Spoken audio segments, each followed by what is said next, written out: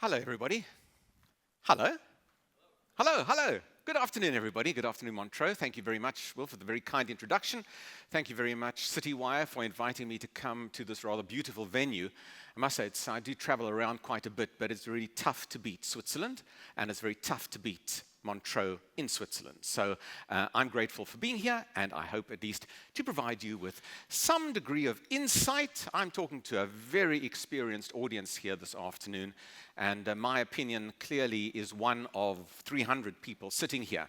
And I'm pretty sure that, as we say in South Africa, you have 3 opinions, you're going to have 6 different answers to any kind of question. So I'm sure we'll have discussion about some of the points that I raise, and I'll be around tonight as well at the event in case there are additional questions. I'm not going to be talking about my home country, South Africa. I'm not going to be talking about how stagnant our particular economy is and how volatile our particular government is, and I'm not going to be talking about refugee status given to certain South Africans who are now arriving in the United States. I'll leave that all for a future discussion with CityWire and with you.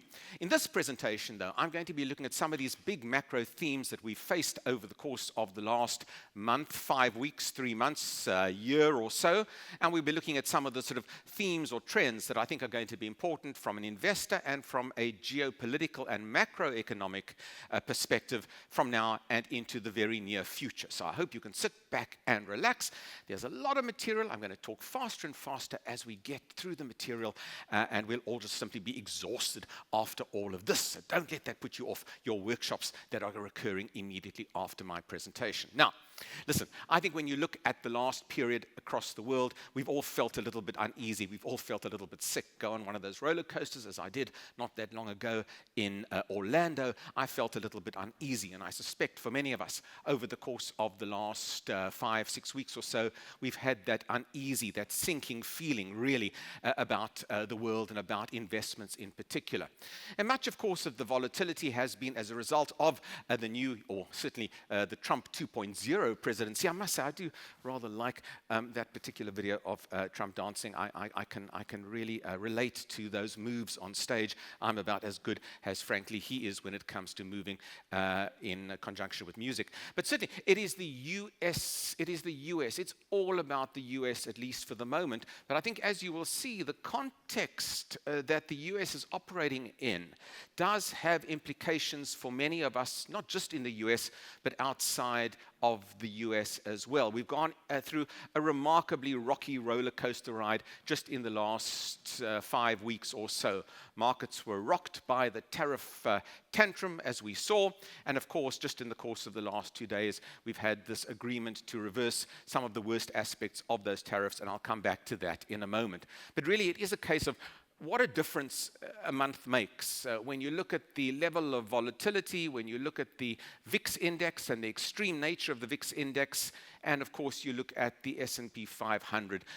Many of you in this room will probably answer, well, I could have foreseen this 5 weeks ago, but I do think that for many of us, we were certainly wondering as to how this would all play itself out, and we've at least reached some sort of temporary plateau in trying to understand where we are at the moment. Now, I know a lot of you, most of you, or everyone in this room, are in some way investors, and I presume you have this particular T-shirt at home, and you wear this when you go out jogging or running in the late afternoon. I presume also that you also have this particular shirt in your collection, because all of us, I think, frankly, should know our limits. And the events of the last 5 weeks or so really make me think of sort of these points that were made during the COVID pandemic.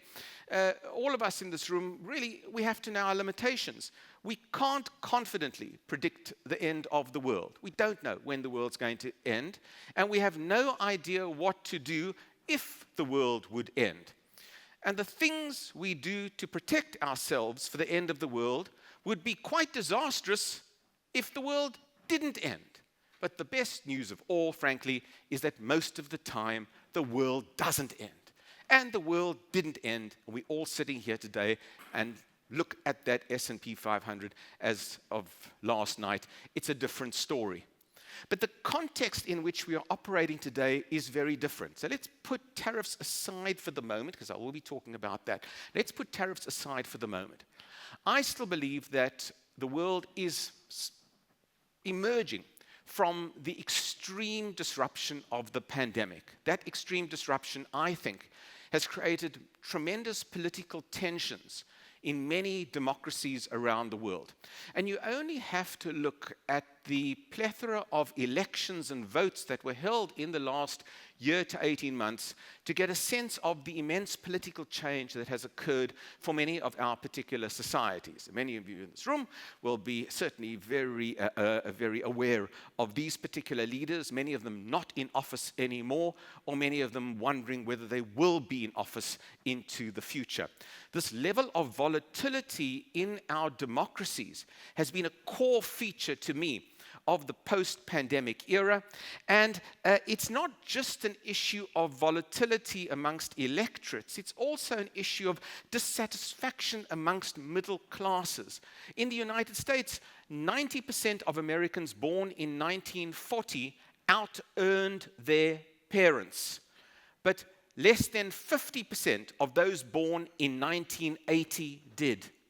And there is, I think, a sense of unease, certainly in the United States, and I would argue that this could very well be extrapolated to many parts of the Western world as well, an unease amongst that middle-class voter, whether you're on the US side of the Atlantic or whether you are on this side of the Atlantic. And there's some big-picture macro issues that I think affect the psyche, affect values, affect concerns about security. Issues relating to migration are as relevant as they are from a fear factor point of view in the United States as they are in much of Europe. Issues relating to robotics and the effect of robotics on the workforce, creating insecurities amongst the workforce, very real wherever you are. Issues about outsourcing and offshoring, again threatening the established job markets that have been the mainstay over the last 50, 60 years or so. Issues relating to inflation. Egg prices in the United States are still high, despite what Donald Trump tells you. And the housing market, whether you're in the US or whether you're in this side of the pond, very difficult for first-time home buyers to get a foot on the housing ladder, creating uncertainty wherever you are. And it's created uncertainty and it's created angst in middle classes. You've seen the depictions at Trump rallies. I watched Trump very, very closely, watched the audience very closely. That's from the first Trump era, by the way. But it's a photograph that really shows that concern, that need, in a sense, or quest for change.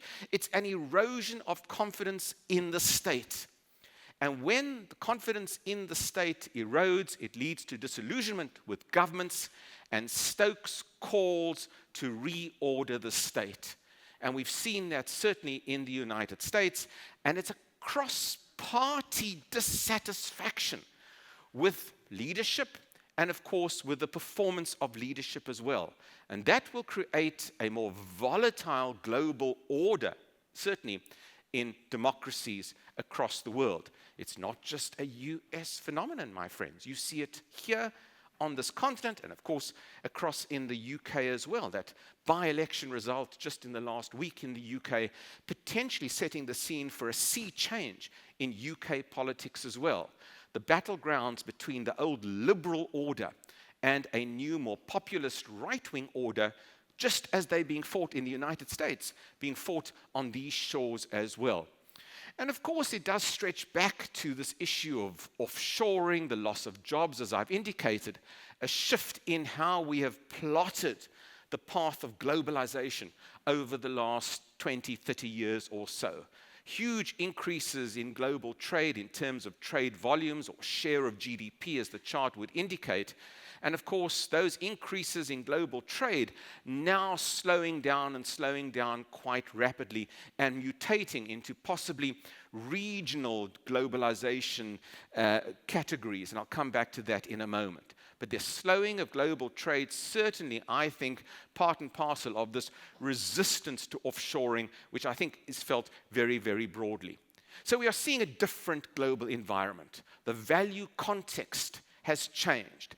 Sure, COVID played a role. Rising inflation, feeling just increasing frustration for consumers, and of course rising interest rates, making, of course, payments on debt that bit more difficult. So COVID sort of fueled many of these resentments that were building up. Supply chain constraints added to inflation over that period as well. So we have a new sheriff in town, or at least a sheriff 2.0. And the characteristics of this particular sheriff are important because we are going to live with this over the course of the next 4 years. And that's not to say that this sheriff is going to be replaced in 4 years' time. Another sheriff continuing his legacy, or her for that matter, might well take office. But for the moment, we have a reality star in the White House who is also a very effective communicator. And he communicates remarkably well in a relatively transparent fashion, as you can see. We have an impatient leader in the White House as well, who is looking for deals, quick results. He's eager and ready to surprise and loves the unpredictability of his own position. Keeping everybody else in suspense is manna from heaven for Donald Trump going forward. We have a president who is intent on leaving a legacy. Those of you that have been to Mount Rushmore will see in the slide that a face has been added in to the particular presidents on that marvelous geographical feature. But leaving a legacy is critically important for Donald Trump. And it's not as though he wants to leave a negative legacy. Certainly, he would like to leave a very positive legacy. And he himself has said, and that's why I put in a rather what I would call snarky image into this presentation of Donald Trump with an extra large Nobel Peace Prize around his neck. He himself has said that he would love to be awarded the Nobel Peace Prize, but he also said, I don't think they're going to give it to me, quote unquote. So there is a desire to leave a legacy, but at the same time, he does seem certainly likely to pursue retribution on political enemies, more so than US leaders in the recent past. And he presents an unashamedly anti-woke agenda, part of the value system that got him elected in the first place. And there's a really, really very good research piece done in the Financial Times just a few weeks ago that looked at the values of the United States society and plotted those values against other areas of the world. And if you look at the chart, now, actually the chart here, if you look at the chart, and I've tried to keep the charts to the minimum just to explain, but the right wing in the United States, or conservatives in the United States from a value point of view, are now much closer to current leadership in Turkey or Russia from a value point of view than the US, than centrists, which are further up on the list. So you're seeing a divergence in the United States on values that positions the US right wing much more closely aligned with perhaps more autocratic leaders of the world. And I think we have to understand that that could very well be a feature, a drift towards, I think autocracy is far too strong a word, but a drift away from the more constitutionalist aspects of previous US leaders to something a little bit different. We have a leader in the White House who has a disdain for multilateralism and global institutions. We have a leader in the White House who does seem as though he sees himself as some sort of emperor, perhaps having an emperor complex. And read the interview that was done in The Atlantic, I think it's this month, where he says quite candidly to the interviewer, and perhaps it was Trump wanting to create a headline for himself, I run the country and I run the world. I mean, I'm not making this up. This is what certainly one would study about Trump's utterances. And you see this in the public persona of Trump over the course of the last few weeks or so. Grabbing the attention of the headlines, being willing to be that reality star live on television, as this many of you might have watched in shock and horror unfold on your television screens. This is a transactional president, as we've all noted. It's transactional, certainly when it comes to foreign policy. What can I get out of the deal? And it's transactional in the sense that friends of the United States, or historic friends, are equally under pressure to play their part and to pay if it needs be. For our friends across in the United Kingdom, how to deal with Donald Trump has become probably the most, I think, important part of consultation in terms of global leaders into the future. There should be a separate course, I might add, for diplomats across the world. I think Sir Keir Starmer managed this quite deftly, but that doesn't mean to say that issues can change quite rapidly, even with the potential of a stable relationship going forward. We have a president who is not afraid to integrate his own family interests in tandem with his foreign policy. And you see this playing itself out on many of Trump's sorties into countries and regions of the world. Interestingly enough, we have a US president who, in a strange way, sort of emulates the leadership that we see in many more authoritarian emerging markets. A strong man in style, and someone who craves, in a sense, volatility, keeping everyone on their toes.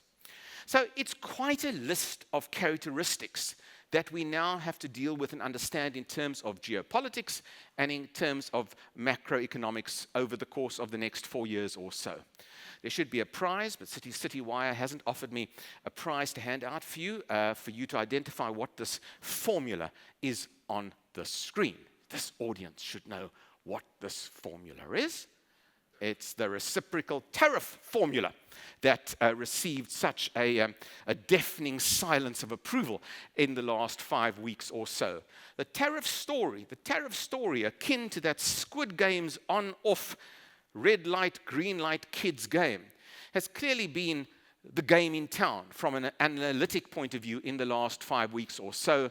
And that level of uncertainty, what one could call the unbearable uncertainty toll of the last, 100 days of the presidency, but the last 5 weeks or so, has taken its effect. You may ask, what's the plan? What was the plan with tariffs? And I'm not going to go into any great detail on all of these issues. You know them very well by now. The plan in general, and it's a macro plan, and I'll make the point that the macro issues that Trump would like to achieve are probably issues that just about any other president would like to achieve, whether they Trump or whether they Harris, for that matter, had she won. So they're not unusual wishes: supporting US manufacturing, encouraging exports, discouraging imports, shrinking or eliminating trade and extreme fiscal deficits. Nothing wrong with that. Those trade deficits reaching record proportions in the last few weeks as a result, partially, of the threat of the higher tariffs. A desire to devalue the United States dollar to promote exports and reduce US interest payments. Well, controversial indeed, but I think that there is some logic from what he would like the end result to be. The mechanisms employed, though, have been extremely problematic. The US dollar, of course, fell over the last 5 weeks or so and is likely perhaps not to fall dramatically more in the near future. But let's not rule that out as we move towards the post-immediate tariff danger period over the next 3-4 months or so. Yes, you need to look, if you're in the United States, at reducing your federal debt, and you need to look at reducing the interest payments on that debt. A lower US dollar would certainly help with that. You need to make supply chains more secure, and if you bring jobs back through onshoring, perhaps you will do that. So there's a logic in this. You need to deter unfair trade practices aimed at the US. Yes, there's a logic. And certainly also from a US and more conservative point of view, and it's not just from a conservative point of view, from a Democrat point of view as well, China remains the critical threat domestically to the United States, both in terms of economic issues, in terms of global reach, and in terms of not only intellectual property issues, but also in terms of the development of AI, electric vehicles, and other issues. The China story is perhaps one of the most interesting backstories in this entire debate. It's an issue on which both the Republicans and the Democrats tend to agree. And that's why I stress that this issue is not going to go away, notwithstanding the agreements that we've seen in the last 2 days or so. That US deficit with China is absolutely massive, and there will still be attempts, notwithstanding the 90-day reprieve, to change the trajectory of these particular charts. Of course, the tariffs were also designed to force countries to the negotiation table, which it seems to have done. And we've seen, of course, the British enter into a broad-ranging agreement with the United States. The devil might be in the detail of this particular agreement, and whether it really offers that much to the UK, we'll wait to see on that issue as well. Yes, the tariffs were designed to generate revenues for the US Treasury, to shift the revenue burden from taxes to tariffs, and we are still waiting to see the Trump tax proposal cut that looks as though it's going to be fought dramatically in political terms between the Republicans and the Democrats over the next few weeks or so. All of this together with a dramatic speed to accomplish these changes. Trump, of course, is at peak power. He's just been elected.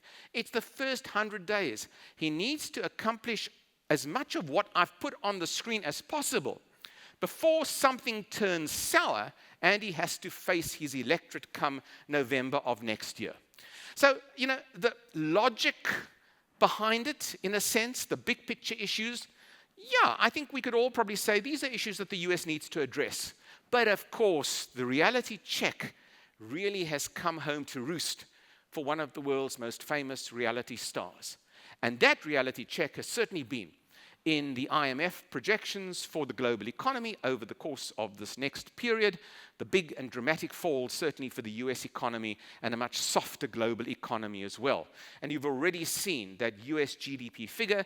Yes, it was probably skewed because of the tariff story, but nevertheless, the chart's not going in the right way.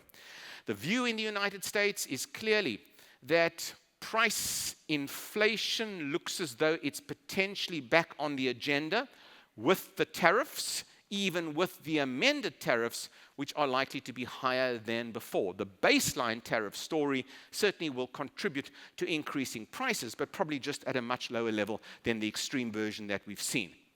And I think, you get the picture, and I think the slide actually really epitomizes the effects, the consequences of many of these tariffs. We've seen consumer confidence dip dramatically. And we've seen consumers themselves talk about their rising inflation expectations into the future. Weak demand as a result of high tariffs due to price rises and consumer fears also stokes a negativity, not just in terms of demand in the United States, but with leadership as well. When you look at those charts just from the last few weeks or so, when you look at the PMI index coming out of the United States, the production index, the new orders index, good heavens, you're not going to make America great again with those levels of initial reactions to the very high tariff story. And we have to go back and we have to look at history, and we have to look at the Smoot-Hawley Tariff Act back in the 1930s, when that level, that's the last time the United States saw such high levels, such high tariff levels. What did it do? It dampened the economy to such a degree that inflation didn't go up, inflation came down because of a reduction in demand. So the tariff risks, yes, there's a tariff risk in the short term to inflation, but there's a tariff risk in the medium term to a reduction in inflation because of a recessionary environment that can create. The tariffs also run the risk of retaliation from other countries, and we've seen the Chinese do just that over the last few weeks or so. I think for Donald Trump, introducing tariffs at this stage was an attempt also to undermine an already weak Chinese economy that now looks as though it's going to grow, if it's lucky, by between 4% and 5% this year, even lower than the 5% projections coming from China itself and lower than the IMF estimates as well. Chinese factory activity has been extremely disappointing.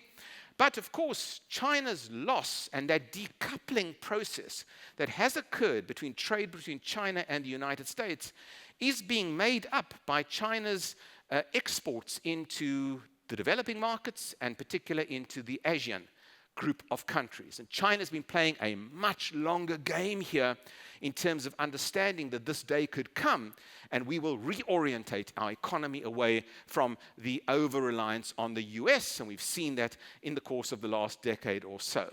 The consequences of the tariffs would have meant supply shortages, and we'll see whether there are still supply shortages as a result of the on-off tariff story, and of course the potential for production shifts away from Asia back to the United States. I mean, the notion that the US needs to reinvigorate its manufacturing capacity, what the analysts called retrofuturism, restoring the factory worker to a position of honor in the United States. I mean, it almost smacks a little bit like sort of Chinese communism. How remarkable I would be talking about this when talking about the United States. It's a nostalgia for a time when manufacturing jobs were important, an important part of that US economy. But the manufacturing jobs that went away during the offshoring and globalization peak never returned. They were replaced with service sector jobs, different types of jobs, and bringing them back in a short space of time, generally impractical. There's a lack of sufficient manufacturing capacity in the United States, and new factories would take years to tool up or to build, for that matter.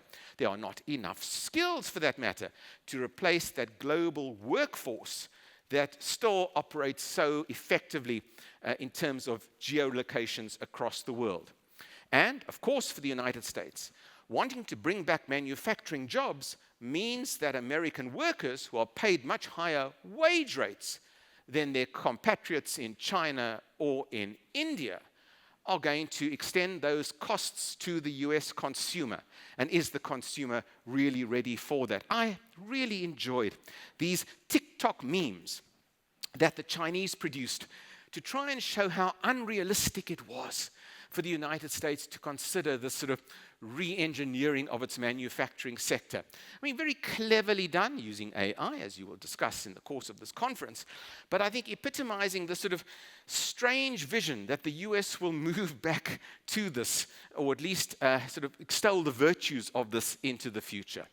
The irony of this all is that Americans have had it good for the last 30, 40 years, the last 20, 30 years, because they've been able to afford cheap imports from China. That's why an American family can buy 10 Barbie dolls for their kids, because it's a cheap toy. You do away with that. You do away with the cheap products that Americans have relied upon, and you've got to convince your voters to endure some type of austerity in the process. No one wants to be convinced politically that austerity is the good way to go, especially for an American who understands that choice and the ability to spend has been a core strength of the United States for so long. The irony again of this debate about manufacturing and consumption especially has been about US consumption. Trump has almost suggested that Americans are consuming too much. And when you look at the consumption share of US GDP, it's almost 70% of their GDP is consumption-based. For the Chinese, it's about 40% of their GDP is consumption-based. How interesting it is that I can stand on the stage now in May 2025 and suggest to you that the Trump tariffs would have undermined the ability of consumption to be as important in the US, and at the same time, the Chinese are trying to do just the reverse, to up their level of consumption as a percentage of GDP. That's how much the world has changed just in the last period. And you've seen the struggling results from some of those household names in the United States. If you can't get too expensive to buy that latte with soy milk, or that McDonald's burger is just that little bit too much for the average family, those are important, I think, they're important caveats to the ability of Trump to carry his electorate with him into the future. Consumer confidence in the United States is directly linked to the political fortunes of US presidents. And that consumer confidence has taken a dramatic knock over the last month or so. So much so that our friends at Fox News, in this rather useful graphic, couldn't hide the fact that the US approval ratings at the 100-day presidential mark for Trump were much lower than even for Biden or Obama when compared. Even Fox couldn't hide this particular issue. Now, US voters are concerned about one thing. They're concerned about inflation and prices, the red highlighted one there. Healthcare as well, by the way, and jobs. But inflation, prices and healthcare. What they're not concerned about so much is trade. It's almost the lowest level of concern on this particular survey. So what Trump should be focusing on ultimately is what he promised his electorate: bring down prices, bring down healthcare, which I think is on the agenda. So when you look at these issues and you look at the application of these very high tariffs in the last month, you could very well think that he has shot himself in the foot on this particular issue. And again, what happened? He blinked. He blinked. He blinked on the basis of all of these factors and many more that I've mentioned to you. The climb down itself on tariffs just 2-3 days ago saves face for both Donald Trump and ultimately, I believe, is a political win for the Chinese leadership, who withstood the threat, and Trump ultimately was the one to cave in on the tariffs itself. Of course, what was it all about, you may want to say? Was this the dream that we lived through for the last 5 weeks or so? There's a great quote from an English jurist, John Selden, who said, and this was done in the late 1500s, "Take a straw and throw it up into the air. You may see by which way the wind is." Did Trump just float these ideas to see whether they would stick or hold? Or in fact, was he spooked by the charts and the graphs and the paths and the warnings that I've mentioned to you? But the reality is, we now have a world, at least for the next 90 days, in which we will vacillate between 10% baseline tariffs that weren't there before and 30% as applied to China, but perhaps to other countries as well. There's 90 days left of this interim period, and we don't quite know the negotiations and what comes after that. I think, in all fairness to Trump, there's never a wrong time to do the right thing. And common sense did prevail in the last few days or so. But markets will be looking for more meat on the bones. And this may well be confusing and contradictory as we move through the 90-day period. I do think that markets ultimately were the wall that decided the fate of these tariffs over the last 5 weeks or so. And the surge, of course, in markets since then really do reflect that relief rally that we've seen.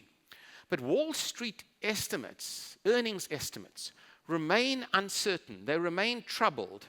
Yes, they reflect the uncertainty of the last period, but there is uncertainty going forward as well. And tariffs are likely to remain as a strategic leverage threat to the variety of trading partners that the United States has. It wishes to realign those partners with the US from an economic and perhaps from a geopolitical point of view as well. The notion that we are going to live in a period of strategic uncertainty, I think that's the critical type of overall view the Trump administration wants to convey. It's uncertain, it's volatile, and we reserve the right to re-levy tariffs or reintroduce other punitive measures as well going forward. So markets, I think, are going to remain unsteady. They're going to, yes, react positively to the recent concessions, but they still need stable earnings understandings from companies, and they also, in a sense, need an idea of where the Fed is going.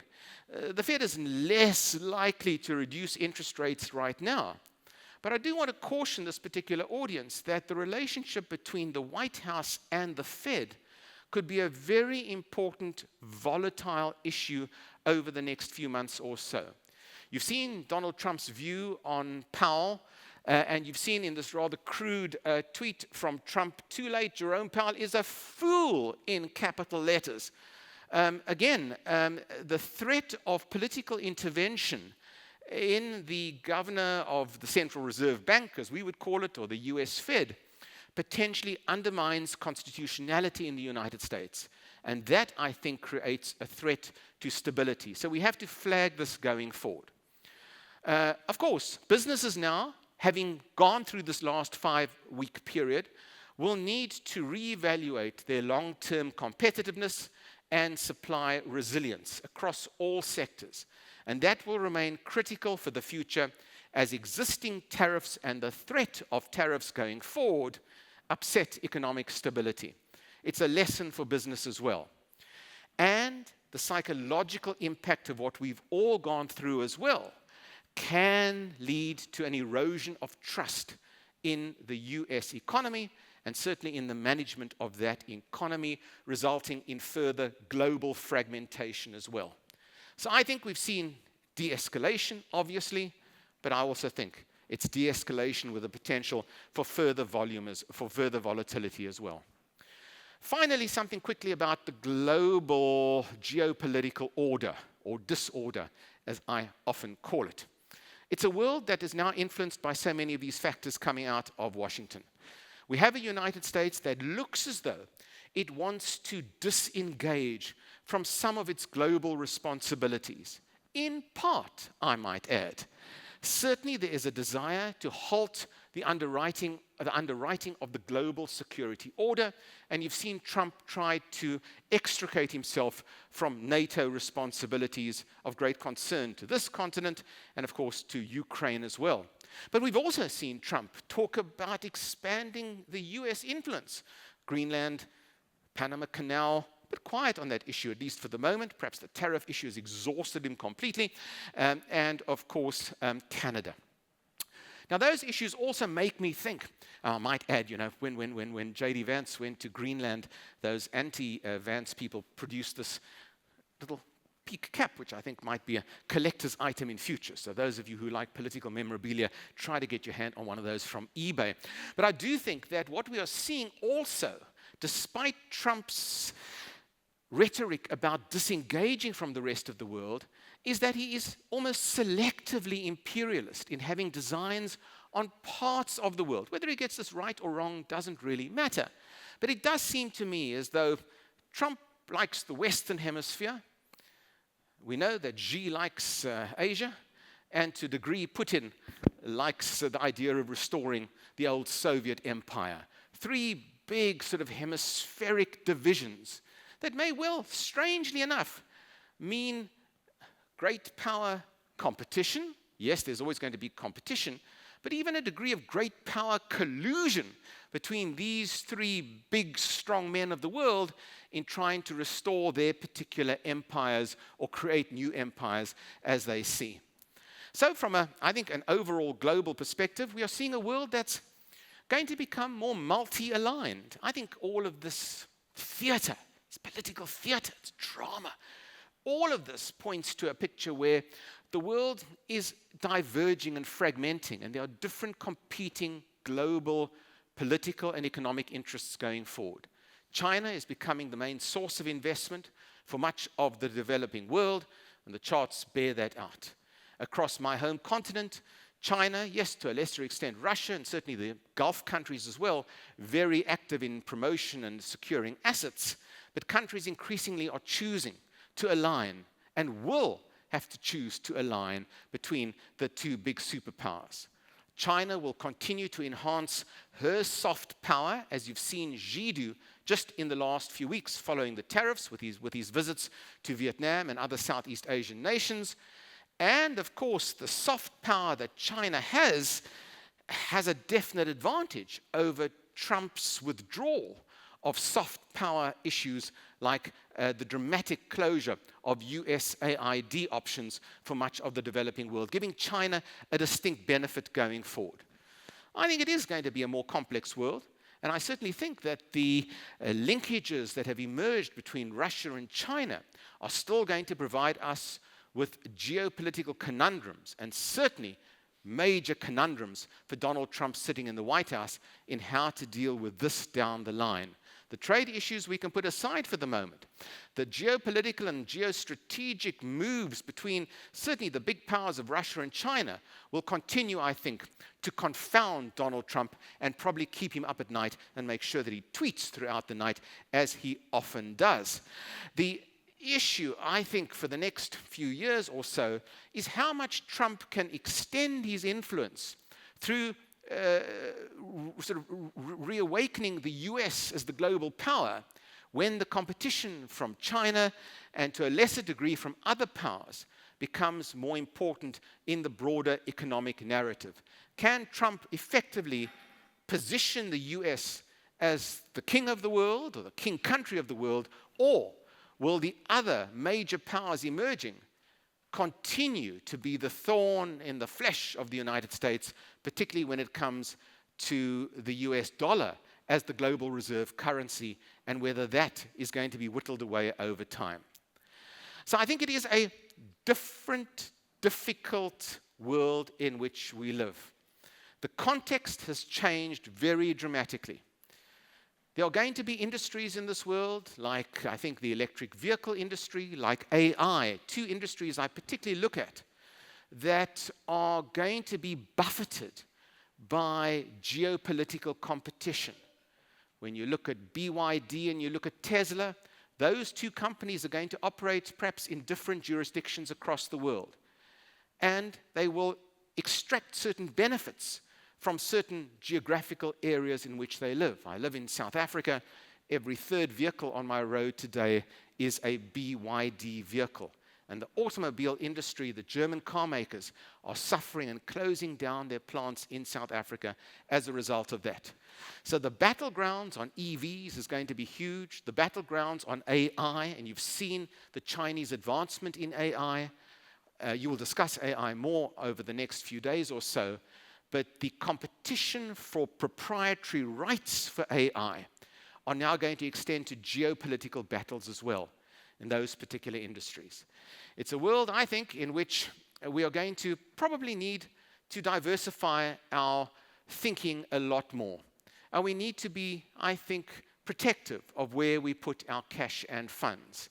Understanding these geopolitical moves, understanding the fact that there will be pressure on the US dollar as a result of concerns about US exceptionalism.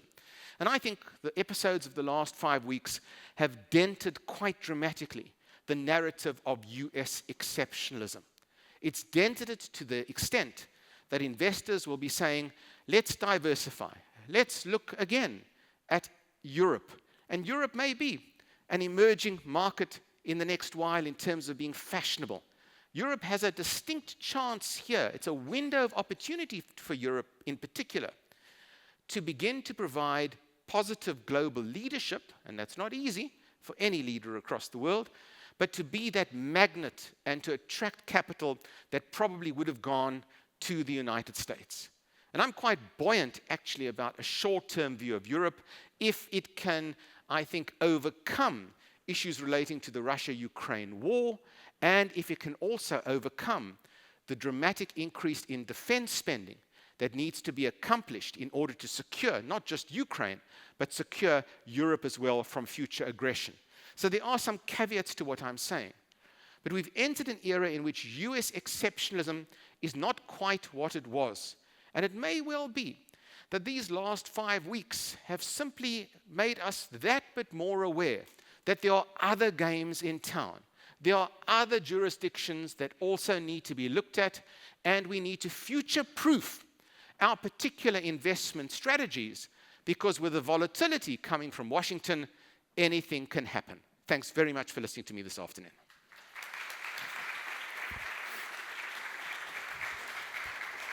Right. Hopefully, I'm going to... Right, Dan, if you can stand over there.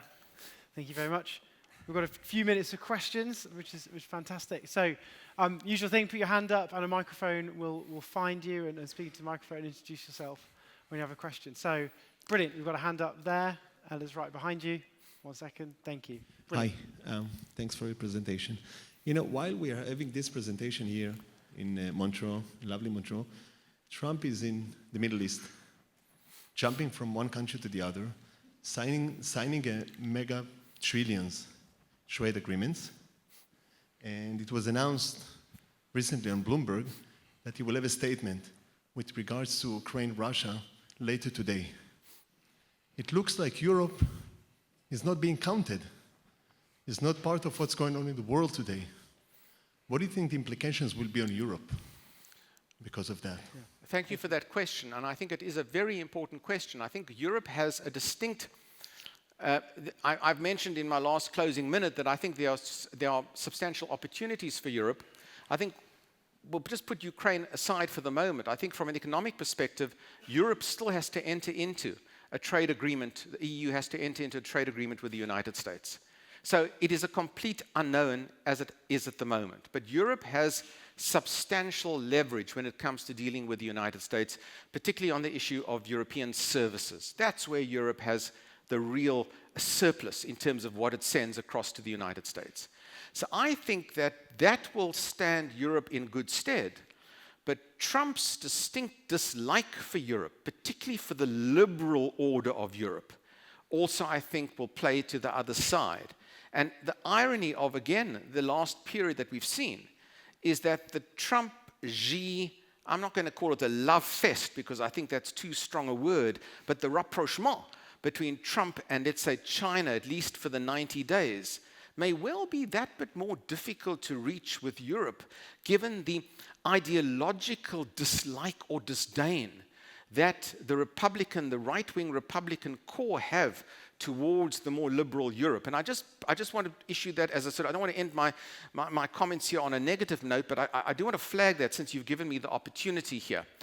Europe, secondly, will also need to assess any retaliatory measures that she might have up her sleeve to deal with a more aggressive Trump.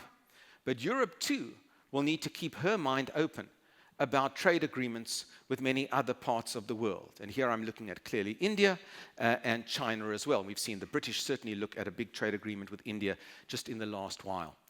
And Europe may well be in the same boat as countries like, strong countries in my view, like Vietnam or Brazil, for argument's sake. Countries that can straddle different geopolitical options when it comes to operating, investing, getting investment. It's not just anymore a US plus Europe versus the rest. It may be a US on one side and a Europe plus China plus India plus Vietnam on the other side. And I think certainly for us here in Europe, understanding that dynamic is probably a dramatic change from what many of us have lived through our whole lives in the last 50 years, given the average, perhaps, age in this particular audience. And I think that poses a threat to Europe because of the inability of the US to find common ground, not just in terms of defense, but in terms of values and ideology. And there's a good example of that in terms of those leaked tweets, by the way, on the disdain for Europe from the Trump administration. But it's an equal opportunity for Europe to broaden her thinking and to find those new trade corridors that I think are going to be very important, and possibly the trade corridors of the future as well. And when you look at the demographic story coming out of India, you look at the demographic story coming out of my home continent in Africa, you look at the infrastructure backlog and deficit, particularly on the African continent, I think the trade corridors and the investment corridors of the future are really going to concentrate on those issues, and Europe will play a role in that. Thank you for, I think, a very pertinent question. Thank you. Right. Another question. That hand up did go up first. yeah, so thank you. Sorry, I couldn't quite see who it is. Thank you. Well, what's your view on the US dollar as the reserve currency? Thank you again. Yes, I think the US dollar will remain the global reserve currency in our lifetime. I don't see that shifting to any great degree. I think we will see a slow path of the advancement of other countries. The quantities of the global trading quotations in yuan, in euro, might well start to rise. And we've seen some of that data coming through just in the last 5 weeks or so. But I think it's small, it's very incremental. And the challenge for the current US administration is to take this more aggressive stance that they are doing. Yes, to devalue the US dollar to a point where it becomes a money saver for US interest payments going forward, but not to allow the US dollar to slip from being the global reserve currency, which gives the US all sorts of benefits. And I think that mix is going to be difficult for the US, but the lead for the US dollar and the inability, certainly, of the Chinese yuan to be that global currency of reserve with the transparency and that is needed will keep the US dollar in a position of ascendancy for some time to come. Right. Now, if you can give a quick answer, Daniel. There's we no can quick, have there's one no quick, more- there's we no can- quick answers to any of we these can things. have one more question. Yes. There's no easy answer. I'm sorry. There was Ella behind you. I'm sorry. There was someone who had their hand up before. Sorry, we Quick might have to- question. How realistic is it that Trump is pursuing a third term? How realistic is Trump a third term? I don't think this is realistic. I think this is another case of theatrics. And a lot of Trump is drama and theatrics. It keeps Trump in the news. Every day Trump does need to create a headline for himself. I think it's a very effective strategy, I must tell you. I think many of us in this room may laugh at some of these issues on a daily basis, and you'll say, well, you switch on the BBC and, you know, oh gosh, no, there's Trump mouthing off again.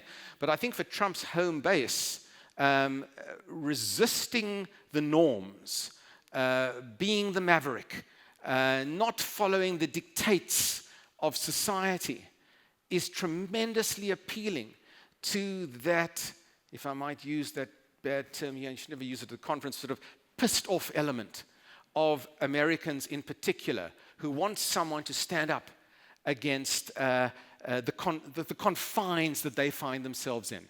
So I think this is more rhetoric than reality. Brilliant. I'm afraid that is all we've got time for. Well, actually, I'm going to ask one thing. Yeah. What do you think of Elon Musk? Well, you know, we do have a common sort of geographical ancestry. Look, I think this is someone who is as transactional as Donald Trump is. And when you look at Musk's own background and you look at his own non-involvement in politics for many, many years, he has attached himself to the Trump train. And I think very cleverly identified the Trump train as the key deliverer of his interests. So, you know, I think this is a remarkable mind, if I might say, a remarkable mind. I think a remarkable asset in terms of the development of technology. But I think that the transactional nature of Musk does make him, obviously, I think, a difficult character for the public to consume. And the one issue that I didn't mention, obviously, was the Musk job cuts and the Doge issues in the United States, and the way that Musk has tackled those job cuts as dramatically as it has. And when you turn your hand to politics, when you have a brand like Tesla or Starlink, and you turn your hand to politics, you become tainted with that political brush. That's the risk that Musk has taken over the last year or so. And he's taking further risk by also attaching himself to European politics, as we know, Musk's involvement with the AfD in Germany. So I think Musk as well runs the risk, as I showed you a picture of Donald Trump shooting himself in the foot, Musk also shooting himself in the foot by virtue of the political associations that he seeks. And frankly, I'm not an advisor to Elon Musk, but sticking to his outstanding brands would probably be good advice for him. Brilliant. Well, without any more questions, that is all we have time for. But an absolutely fantastic talk. So thank you very much, Daniel. Thank you. Thank you. Thank you. Cheers.